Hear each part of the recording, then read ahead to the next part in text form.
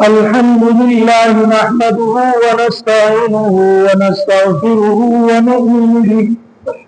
ونؤمن به ونتوكل عليه ونعوذ بالله من شرور أنفسنا ومن سيئات أعمالنا من يهده الله فلا مضل له ومن يضلل فلا هادي له ونشهد أن لا إله إلا الله وحده لا شريك له ونشهد أن سيدنا ومولانا محمدا عبده ورسوله صلى الله عليه وعلى آله وأصحابه وأتباعه أجمعين أما بعد فأعوذ بالله من الشيطان الرجيم بسم الله الرحمن الرحيم يا بني إنها إن تك مثقال حبة من خردل فتكن في صخرة أو في السماوات أو في الأرض يأتي الله صدق الله العظيم. وقال النبي صلى الله عليه وسلم أربع من كن فيه فقد أوتيهن خير الدنيا والآخرة أو كما قال صلی اللہ تعالی علیہ وسلم. میرے محترم بزرگوں، عزیز دوستوں، حاضرین جمعہ،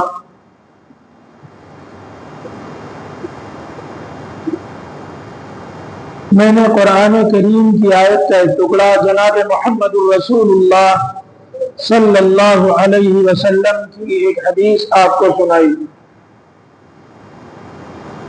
گزشتہ جمعہ کے اندر آپ کے سامنے یہ بات ہوئی تھی کہ 3 اعمال ایسے ہیں جس پر انسان کو جنت ملتی ہے، جنت میں داخلہ آسان ہو جاتا ہے. آج کی گفتگو میں میں آپ کے سامنے یہ بات رکھنا چاہتا ہوں کہ 3 اعمال ایسے ہیں کہ جس کی وجہ سے انسان کو جہنم سے نجات مل جاتی ہے. یہ دنیا عارضی ہے، جتنے بھی انسان آئے سب کو اس دنیا سے جانا ہے. اس دنیا سے جانے کے بعد 2 ہی جگہ ہیں، تیسری کوئی جگہ نہیں ہے. ان 2 جگہوں میں ایک جگہ جنت ہے اور دوسری جگہ جہنم ہے. اور یہ دونوں جگہیں ایسی ہیں کہ جنت جس کی نعمتیں کبھی ختم نہیں ہوں گی اور جہنم جس کی سزا کبھی ختم نہیں ہوگی. اس لیے جنت میں جانے کی طلب اور جہنم سے بچنے کی فکر، یہ دونوں چیزیں انسان کے اندر ہونی چاہیے. مجھے سزا نہ مل جائے، میں جہنم میں نہ ڈالا جاؤں، جہنم میں جانے والے اعمال سے بچنے کی فکر اور جنت کی طلب ہر مومن کے دل میں اس کی طلب ہونا چاہیے. یہ دنیا بڑی آسانی سے کٹ جاتی ہے، چاہے جیسی بھی ہو، تکلیفوں کے ساتھ ہو، پریشانیوں کے ساتھ ہو، آلام و مسائل ہوں یا عیش و عشرت کی زندگی ہو، امیر ہو غریب ہو، تنگ دست ہو محتاج ہو، بہت زیادہ عیش و عشرت والا ہو، جیسا بھی ہو دنیا رکتی نہیں ہے، اس کی کٹ جاتی ہے. زندگی اس کی رکتی نہیں ہے، کٹ جاتی ہے. لیکن اس دنیا کے چلے جانے کے بعد میں جس جگہ ہمیں جانا ہے، چاہے وہ جنت ہو یا جہنم ہو، وہ جگہ کٹے گی نہیں، وہ جگہ ختم نہیں ہوگی، وہاں کی سزائیں ختم نہیں ہوں گی، سزائیں کم نہیں ہوں گی.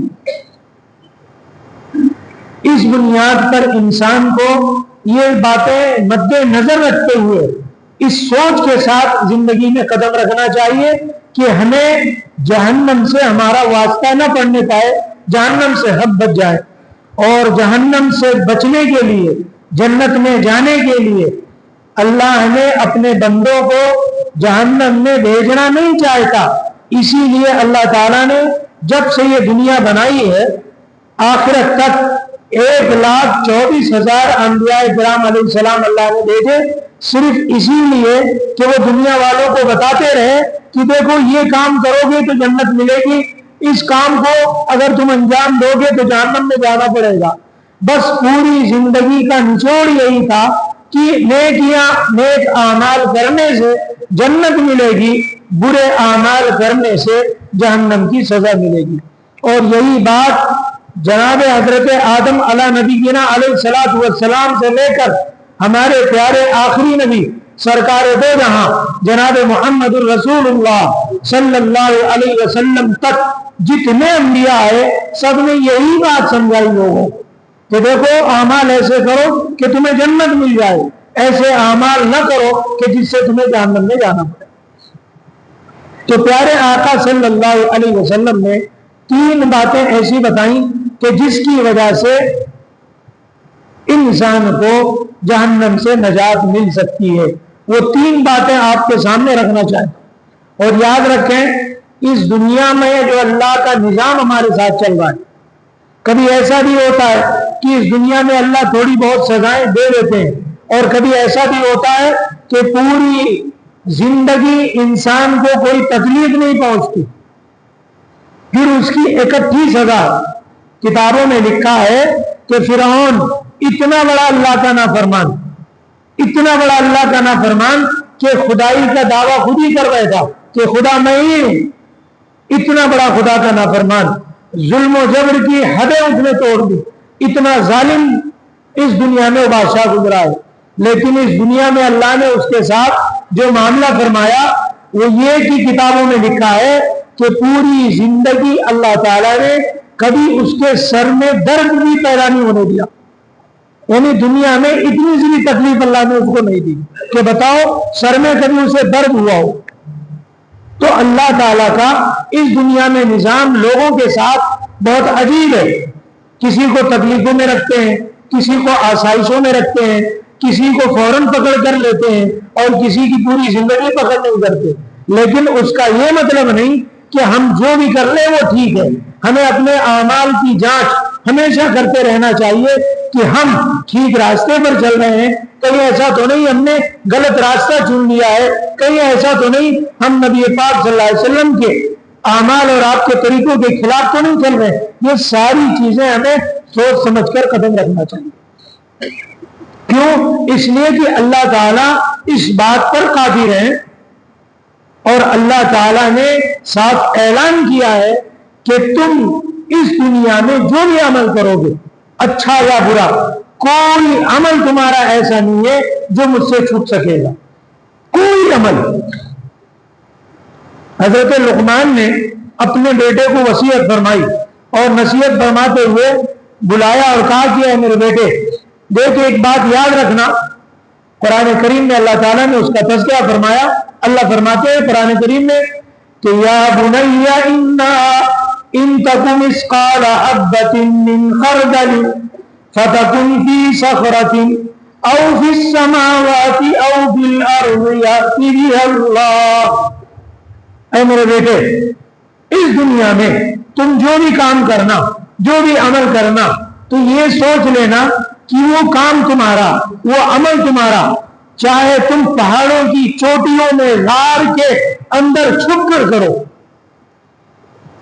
یا ساتوں آسمانوں کی کسی جگہ چھپ کر کرو، یا زمین کی تہ میں جا کر کہیں بھی اس عمل کو کرو، لیکن یہ تمہارا عمل تمہارا رب جانتا ہے، اور کل قیامت کے دن جب سارے لوگوں کو جمع کرے گا تو تمہارا یہ عمل تمہارا رب خود سامنے حاضر کرے گا۔ یأتی بہ اللہ۔ اس دنیا میں ہمارا کوئی بھی کام چھوٹا ہو بڑا ہو، اچھا ہو برا ہو، نیکی ہو بدی ہو، کوئی بھی چیز ہو، یہ اللہ کی ذات سے چھپ نہیں سکتی۔ اللہ تعالیٰ نے نظام اور سسٹم اس دنیا میں ایسا بنا رکھا ہے کہ معمولی سے معمولی چیز، یہاں تک کہ رائی کے دانے کے برابر، رائی کا دانہ کتنا چھوٹا سا ایک نقطہ ایک ڈاٹ ہوتا ہے، اللہ تعالیٰ اس کو بھی کل سامنے حاضر کرے گا۔ اس بنیاد پر حضرت لقمان نے اپنے بیٹے کو نصیحت کی کہ اس دنیا میں جو بھی کام کرنا یہ سوچ کر کرنا کہ تمہارا رب تمہیں دیکھ رہا ہے، کوئی عمل تمہارا رب سے چھپ نہیں سکتا اور رب لے آئے.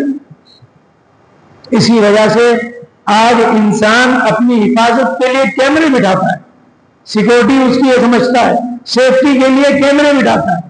لیکن یاد رکھیں اللہ رب العالمین نے ہر انسان کے لیے, اس کی نگرانی کے لیے اللہ تعالیٰ نے دونوں کندھوں پر دونوں جانب دو فرشتے اللہ نے دکھا رکھے. کرامن کاتبین, یہ فرشتے ہیں, یہ نیکیاں لکھ رہے ہیں, برائیاں لکھ رہے ہیں, جو کچھ تمہارے دل و دماغ میں ساری باتیں ہیں, جو تم سے اعمال ظاہر ہوتے ہیں, فرشتے مستقل لکھے جا رہے ہیں, اور یہ لکھنا ہمارے آخری سانس تک رہتا ہے. اس بنیاد پر کوئی عمل ہمارا اس غفلت کے ساتھ نہیں ہونا چاہیے کہ چلو ابھی دنیا ہے, ابھی کر لیتے ہیں, بعد میں توبہ کر لیں گے, بعد میں معافی مانگ لیں گے. اللہ غفور الرحیم ہے.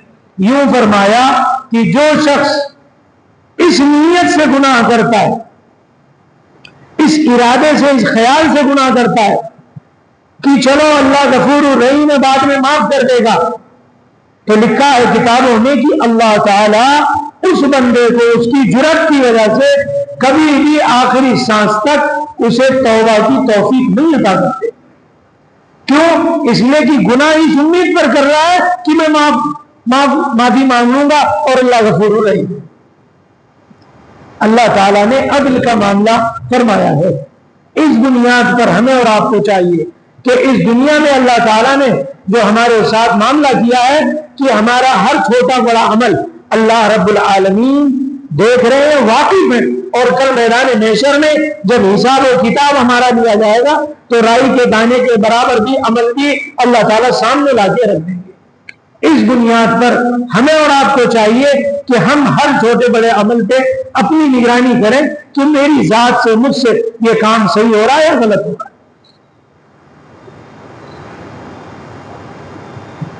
اسی وجہ سے اللہ رب العالمین نے ہماری نگرانی اس طریقے سے کی کہ آقا دو جہاں صلی اللہ علیہ وسلم نے فرمایا کہ اس دنیا سے جانے کے بعد دو ہی ٹھکانے انسانوں کے لیے بنائے گئے ہیں, یا تو جنت ہے یا جہنم. جنت جس کی نعمتیں کبھی ختم نہیں, اور جہنم جس کی سزائیں کبھی ختم نہیں. اللہ ہم سب کی جہنم سے حفاظت فرمائے. تو تین باتیں, تین اعمال ایسے ہیں کہ پیارے نبی صلی اللہ علیہ وسلم نے فرمایا کہ وہ عمل اگر تم کرتے ہو تو تمہیں جہنم سے نجات مل جائے گی. اس میں سے پہلا عمل, پہلی بات پیارے نبی صلی اللہ علیہ وسلم نے فرمائی کہ العدل فی الغضب والرضا. انسان غصے کی حالت میں ہو یا خوشی کی حالت میں ہو, غصے کی کیفیت ہو یا نارمل انسان ہو, دونوں حالتوں میں وہ عدل کا, انصاف کا معاملہ کرے. نہ انصافی کسی انسان سے نہ ہونے پائے, چاہے وہ غصے میں ہو اور چاہے وہ عام طریقے سے عام معمول کی زندگی میں ہو. لیکن کبھی بھی وہ غصے میں نہ انصافی نہ کرنے پائے, کسی پر ظلم نہ ہونے پائے, کسی کا حق غصے کی وجہ سے دبنے نہ پائے. اما العدل فی الغضب والرضا, غصے اور خوشی کی حالت میں عدل کا معاملہ کرنا, انصافی کا معاملہ کرنا, نہ انصافی نہ کرنا. آج یہ چیز جب ہم اپنی زندگی پہ ڈالتے ہیں نظر, تو ہم یہ دیکھتے ہیں کہ کبھی کبھی ہم غصے سے آپے سے باہر ہو جاتے ہیں, اور ہماری کیفیت وہ بن جاتی ہے کہ ہم اس کی وجہ سے نہ انصافی کر بیٹھتے ہیں, اور یہی بات ہمیں جہنم میں لے جانے والی ہوتی ہے. اسی وجہ سے ہمارے لیے جہنم کا فیصلہ کیا جاتا ہے. کیوں؟ اس شخص نے غصے میں اپنے آپ کو اس طرح کر لیا کہ گویا کہ یہ انصاف اس نے نہیں کیا. اب یہ معاملات چاہے گھریلو ہوں, چاہے کاروباری ہوں, چاہے مالک اور نوکر کا معاملہ ہو، چاہے انسان کا اپنے گھر والوں سے معاملہ ہو، چاہے جو معاملات ہو، ہر معاملے میں انسان کو چاہیے کہ وہ انصاف کا معاملہ کرے۔ جو بھی انصاف ہے، کیوں اس دنیا سے گزر جانا ہے، یہ چند روزہ عارضی دنیا ہے، حساب اللہ کے سامنے پیش ہونا ہے۔ کوئی عمل ایسا نہیں ہے کہ جو اللہ کے سامنے پیش نہ کیا جائے۔ اس لیے اپنے آپ کو ظلم سے بچاؤ، نہ انصافی سے بچاؤ، کسی کا حق لینے اور چھیننے سے اپنے آپ کو بچاؤ۔ حق جس کا جو ہے اس کو پہلے نمبر پر دینے کی فکر پیدا کرو۔ اما العدل فی الغضب والرضا، عدل کا معاملہ کرنا ہے، انصاف کرنا ہے۔ مجھے اپنی قبر میں کوئی ساتھ نہیں ملے گا، مجھے کسی قبر میں کوئی میرا ساتھ دینے والا نہیں ہے، قبر میں تنہا سونا ہے، برزخ کی زندگی تنہا گزارنا ہے، میدان محشر میں فرشتے تنہا مجھے کھینچ کر اللہ کے سامنے پیش کریں گے۔ یہ سارا پروسیجر، ساری زندگی کے اور مرنے کے بعد کے حالات پیارے نبی صلی اللہ علیہ وسلم نے ساری چیزیں کھول کھول کر بیان کر دی۔ اس لیے ہمارے نام اعمال تیار کیا جا رہا ہے، ہماری چٹھی تیار ہو رہی ہے، ایک ایک دن کی کیفیت، ایک ایک لمحے کی کیفیت سب تیار کی جا رہی ہے۔ اور یہ ایسی بات نہیں ہے، قرآن پاک میں اللہ تعالیٰ نے فرمایا کہ یہ پوری چٹھی، یہ پورا اعمال نامہ، یہ پورا رجسٹر سب کچھ لکھا ہوا کل قیامت میں تمہارے ہاتھوں میں دیا جائے گا۔ چنانچہ دو طرح کی وہ چٹھیاں ہیں، دو طرح کے نام اعمال ہیں لوگوں کے۔ کسی کو نام اعمال اس کے دائیں ہاتھ میں دیا جائے گا، سیدھے ہاتھ میں دیا جائے گا، اور کسی کو اس کے نام اعمال بائیں ہاتھ میں دیے جائیں گے۔ اور پوری کیفیت اللہ تعالیٰ نے کلام پاک میں بیان فرمائی۔ یوں اللہ نے فرمایا کہ فَأَمَّا مَنْ أُوتِيَ كِتَابَهُ بِيَمِينِهِ فَيَقُولُ هَاؤُمُ اقْرَءُوا كِتَابِيَهْ إِنِّي ظَنَنْتُ أَنِّي مُلَاقٍ حِسَابِيَهْ فَهُوَ فِي عِيشَةٍ رَاضِيَةٍ فِي جَنَّةٍ عَالِيَةٍ قُطُوفُهَا دَانِيَةٌ كُلُوا وَاشْرَبُوا هَنِيئًا بِمَا أَسْلَفْتُمْ فِي الْأَيَّامِ الْخَالِيَةِ۔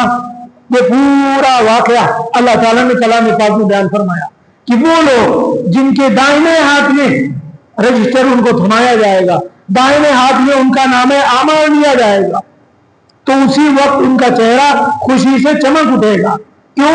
وہ اس بات کی علامت ہوگی کہ میرا نام اعمال کریکٹ ہے، ٹھیک ہے، بہتر ہے، تبھی مجھے سیدھے ہاتھ میں تھمایا گیا۔ اور یوں اللہ نے فرمایا کہ وہ لوگوں کو دکھاتا پھرے گا، کون؟ جس کو نام اعمال دائیں ہاتھ میں دیے جائیں گے، وہ کہے گا کہ یہ لو پڑھ لو میرا نام اعمال، انی ظننت انی ملاق حسابیہ، مجھے یقین تھا کہ مجھے حساب دینا ہے۔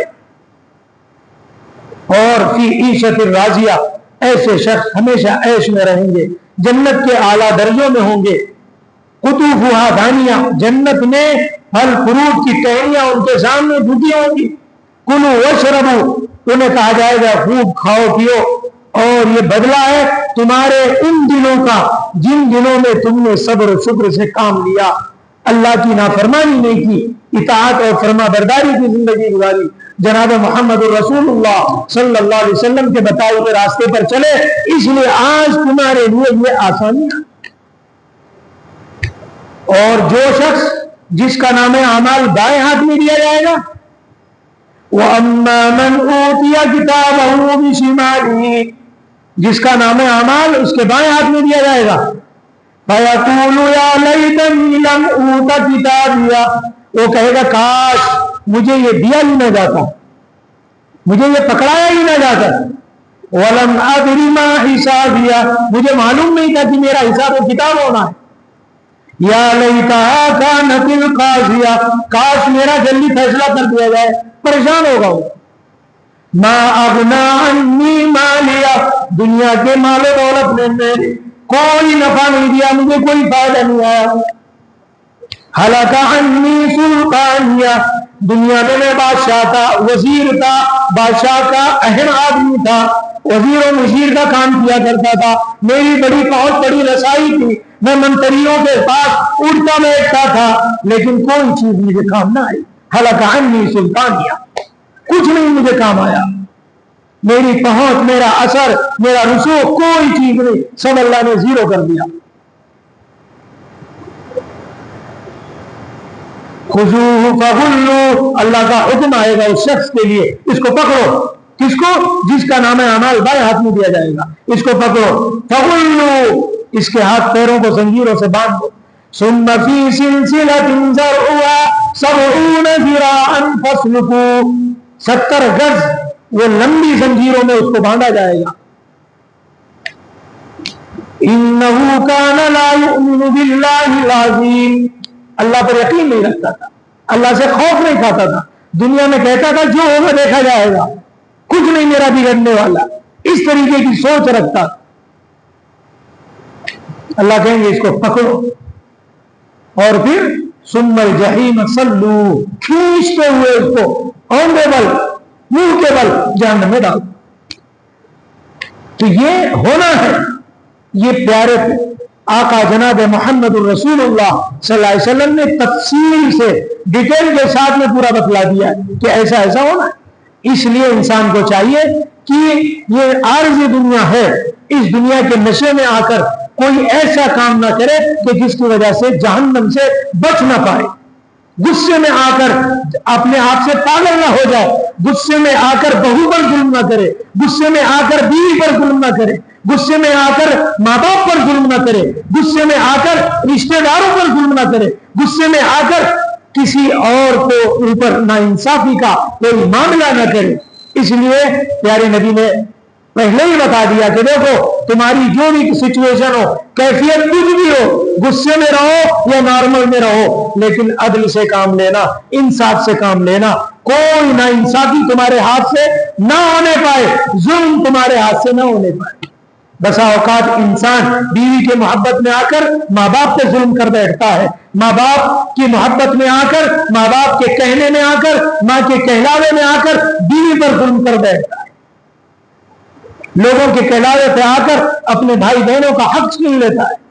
जो भी है, ये जो भी कैफियत है, इंसान को चाहिए कि आगाह अपनी मौत से और अपने हाल से रहे।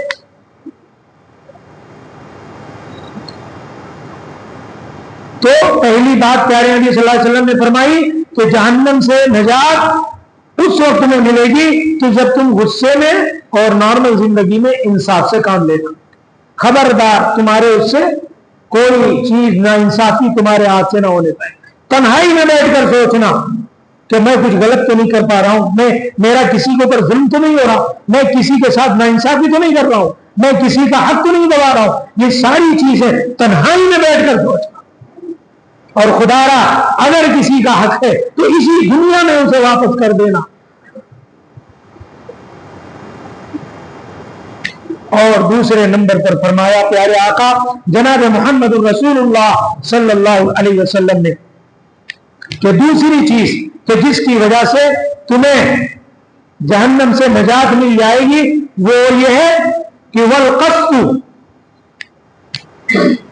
मियाना रवि इख्तियार करना,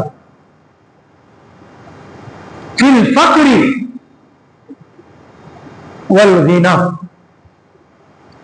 वल कस्तु फिल फक्री वल गिना, तुम्हारी जिंदगी में हालात जो भी हो, तंगदस्ती हो, परेशानी हो, या अल्लाह ने तुम्हें बहुत दौलत में रखा हो, तुम्हारी जो भी कैफियत हो अल्लाह खूब जानता, उसमें अगर बहुत दौलत है अकड़ में मत आ जाना, तंगदस्ती है तो हमेशा अल्लाह के गिले शिकवे मत करना, मियाना रवि इख्तियार करना, दरमियानी एतदाल वाला रास्ता इख्तियार करना।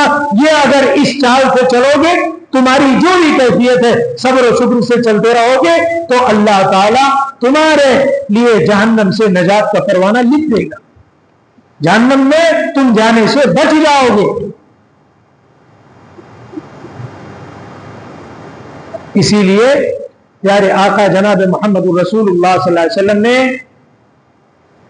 बुखारी ने यह वाकया पूरा नकल फरमाया। आप सल्लल्लाहु अलैहि वसल्लम ने एक वाकया बयान फरमाया اور پہلی بات یہ ارشاد فرمائی کہ اس دنیا میں اللہ تعالی جس کو 4 چیزیں دے دے، من اوتیہن فقد اوتی خیر الدنیا والآخرہ، 4 چیزیں اس دنیا میں جس کو اللہ تعالیٰ دے دے تو سمجھ لو اللہ تعالیٰ نے اسے دنیا اور آخرت کی ساری بھلائیاں دے دی۔ اب وہ 4 چیزیں کیا فرمائی پیارے آقا صلی اللہ علیہ وسلم نے؟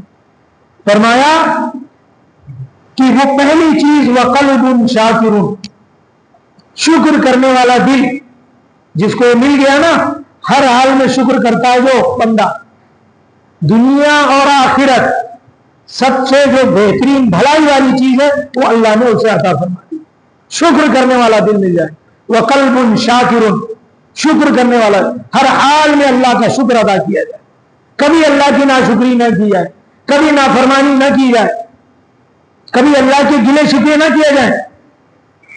یہ بات کو بیان فرمانے کے بعد پیارے آقا صلی اللہ علیہ وسلم نے ایک واقعہ بیان فرمایا، اور یہ واقعہ بخاری میں موجود ہے۔ پیارے آقا صلی اللہ علیہ وسلم نے واقعہ بیان فرمایا کہ بنی اسرائیل کے 3 لوگ تھے۔ اللہ تعالیٰ دیکھو آزماتا کیسے، انسان بہت غفلت میں رہتا ہے لیکن اللہ کی آزمائش اس دنیا میں الگ الگ انداز سے آتی رہتی ہے۔ پیارے نبی صلی اللہ علیہ وسلم نے فرمایا کہ بنی اسرائیل میں 3 لوگ تھے، اس میں سے ایک کوڑھی تھا جس کو برس کی بیماری تھی، کوڑ لگ گیا تھا، اور دوسرا گنجا تھا، بال ہی نہیں تھے اس کے جسم پر، اور تیسرا نابینا تھا۔ اب اللہ تعالیٰ نے ان تینوں کو آزمانا چاہا۔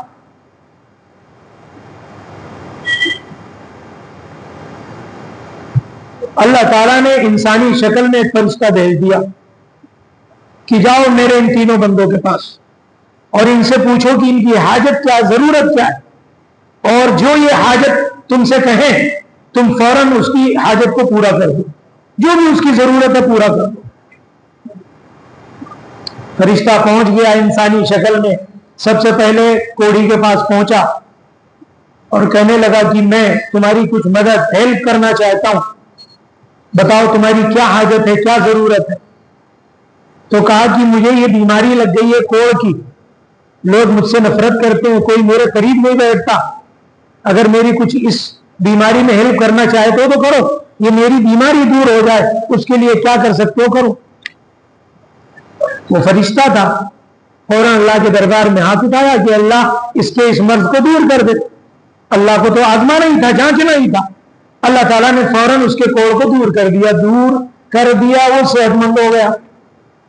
پھر اس فرشتے نے جو انسانی شکل میں تھا اس نے کہا کہ میں تمہیں ایک نعمت دیتا ہوں، اس کی خدمت کرو مالا مال ہو جاؤ گی، اور اس نے 10 مہینے کی گابن اونٹنی اس کے حوالے کر دی اور کہا اس اونٹنی کو خوب کھلاؤ خدمت کرو، یہ اونٹنی بچہ دے گی اور پھر بچے کے بچے ہوں گے اور تمہارے مال میں اتنا اضافہ ہوگا کہ ایک دور آئے گا کہ تم مالدار لوگوں میں شمار کیے جاؤ۔ چنانچہ وہ فرشتہ انہیں وہ دے کر چلا گیا۔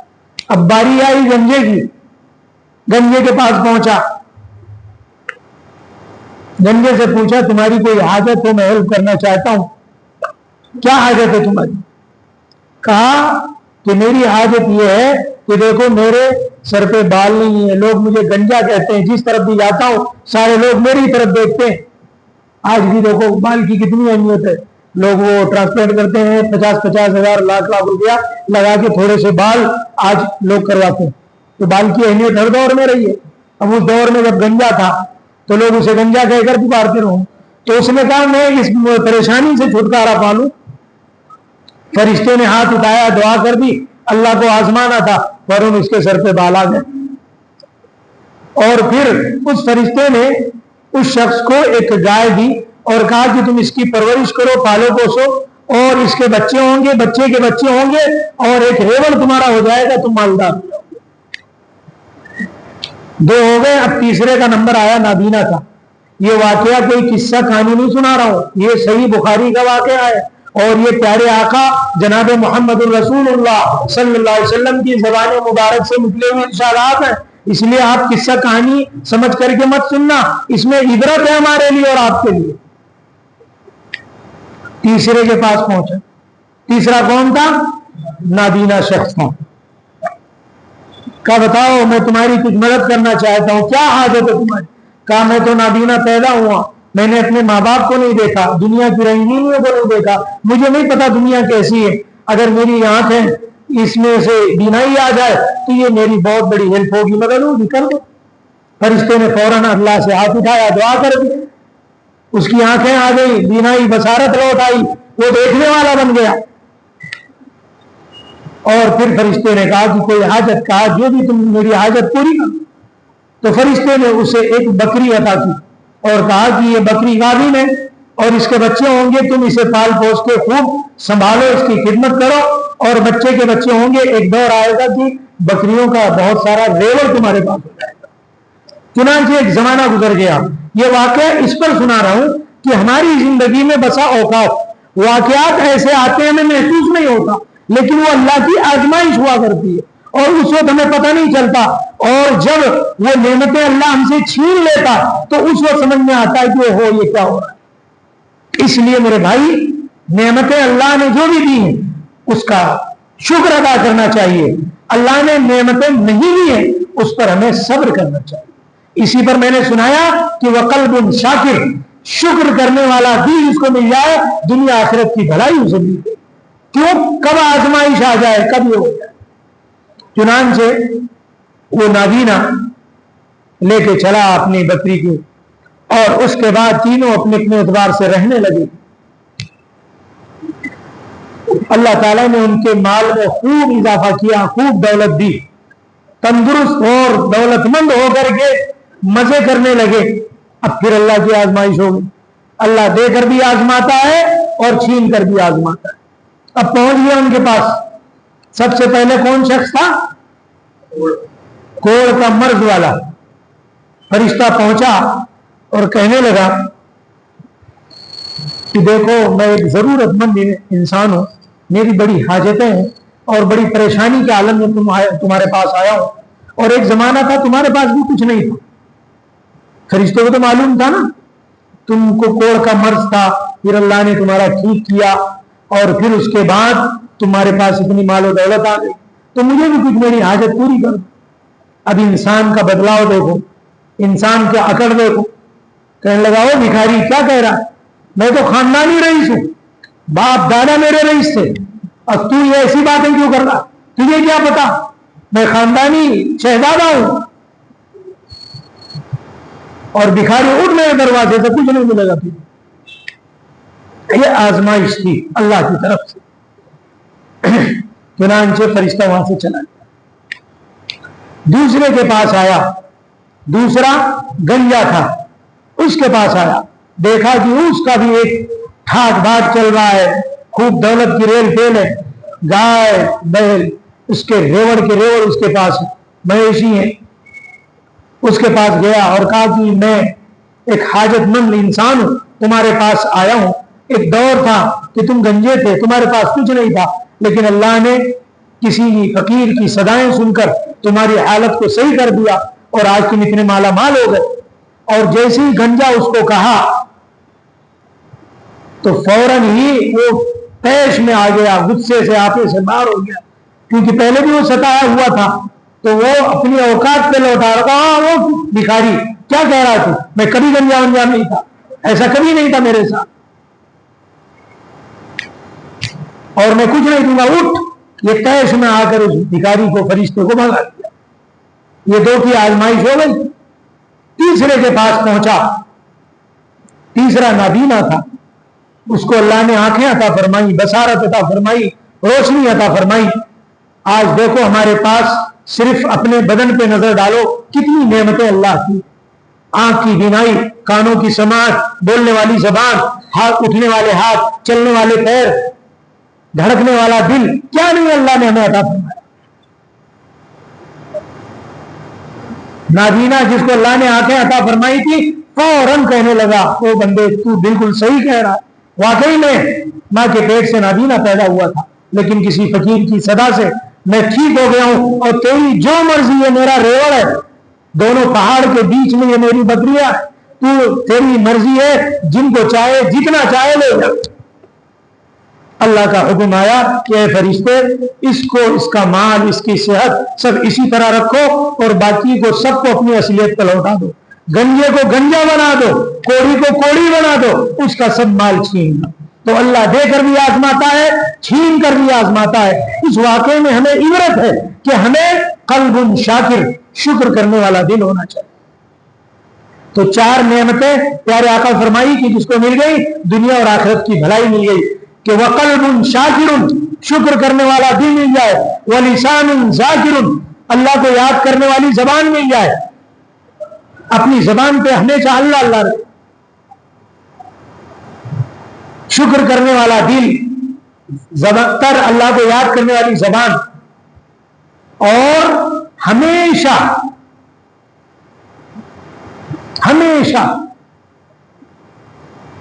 اللہ سے ڈرنے والا دل، خشیت فی اللہ فی السر والعلانیہ، تنہائی میں ہو تب بھی اللہ سے ڈرو، لوگوں کے سامنے ہو، پبلک پیلس میں ہو تب بھی اللہ سے ڈرو۔ اور فرمایا جس کو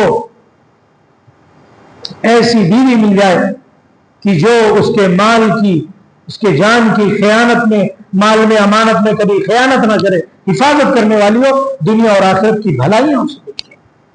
تو اگر اللہ نے یہ چیزیں عطا فرمائی تو ہمیں اور آپ کو چاہیے کہ ہم ہمیشہ رطب اللسان رہے اللہ کی یاد سے، اور دل ہمارا اللہ کے شکر میں ہمیشہ ڈوبا رہے۔